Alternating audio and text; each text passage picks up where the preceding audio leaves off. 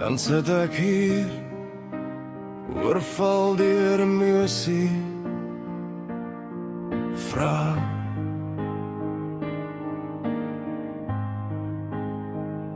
om my te vind of ek nog lewe, of net alleen deur al die begeertes strewe.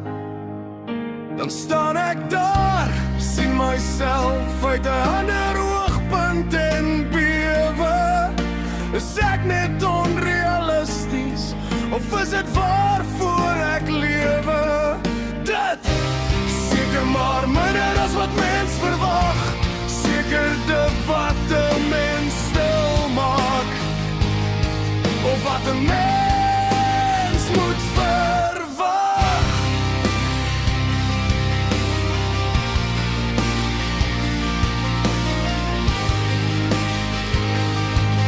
Wat 'n mens moet verwag. Waar sal ek gaan vanaand? Is dit net 'n boemelaarsvraag of 'n verlore man se klaag? Wat ook al steeds gedeerd, gefrustreerd, gesofistikeerd, allitererend verkeerd. Hoop is daar, nie by die ironie self, die vanselfsprekende, maar by die titel, ja, die vanselfsprekende. Ironies, nee.